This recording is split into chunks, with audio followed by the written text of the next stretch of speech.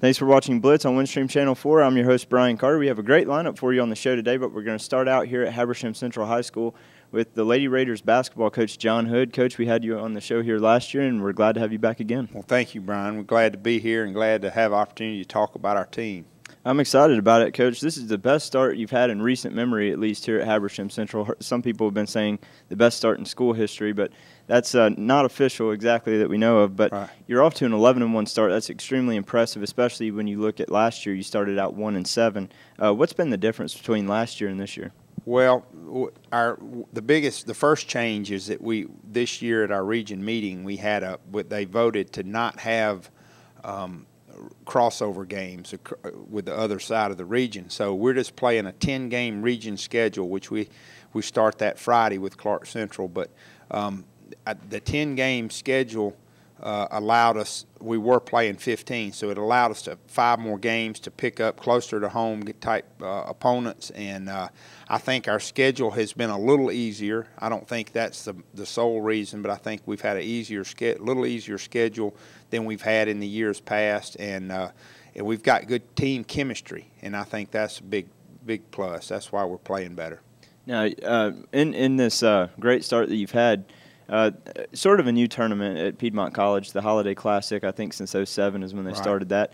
You actually won that, and the boys also came out with a tournament win there. Right. And then you went on, didn't lose any steam. You go to the Walhalla Christmas tournament, and you win that as well. Talk about winning both of those. Well, the Piedmont tournament is something that we've participated in, I think, the last 3 or 4 years, and we had a very tough opponent, really probably our toughest game. At least up until that point, we played North Oconee in the opening round, and I think at the time North Oconee was ranked 5th in Class AA. 2 very good post players that North Oconee had, and it was a real challenge. But we played well and well enough to win, and won by 1 point. Then we went to the championship game was the winner between White and Banks, and we were kind of shaky against White, but we played better as the game went on and won that game, I think, by 19 points. That gave us some momentum going to South Carolina. We like doing that because we see teams that we don't see around in this area. And we started, I don't even remember, I think we opened with Highlands, North Carolina, which is a small private type school in North Carolina, which, they're real scrappy, but they didn't match up with us very well with size, and we were able to beat them. And we played a very tough Walhalla team that I think, beat by 6 points last year for last year's team, and they had pretty much everybody back. And I think we beat them by 8 or 9 points or 10 points. And then for the championship, we played Daniel High School, which I think Daniel had lost some seniors from the years past, but they did, if my sources' information was correct, they did play for the South Carolina State Championship last year, and we expected a good game. They were one of the more athletic teams we've played, and we were able to beat them, I think, by pull away late and maybe beat them by 8 or 9 points. So we're happy to get both championships. Yeah, Coach, that is exciting, and this is your second season as head coach. Last year you had 7 wins, and to put that in perspective, through 8 games this year, you already matched that total, and you're already well past that. So that's quite an improvement. Talk about the team chemistry. You mentioned that a minute ago, the team chemistry and the depth that exists on the team. Well, last year we did. We lost 7 seniors. We had another one transfer. We had another one decide that she didn't want to play. So we lost 9 players off last year's team.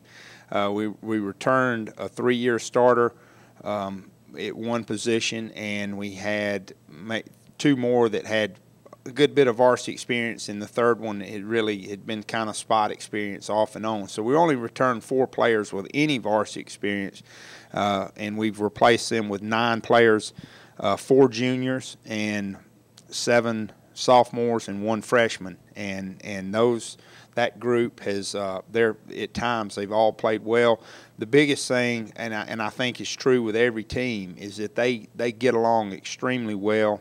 They have a good bond there together, where they go together, they eat together. They don't leave 1 or 2 sitting there. If they go somewhere, they're all together, and that's something that our senior deserves a lot of credit for. She's done a good job with that. But also, it's just a mindset of the team. And I really think that's been a big difference.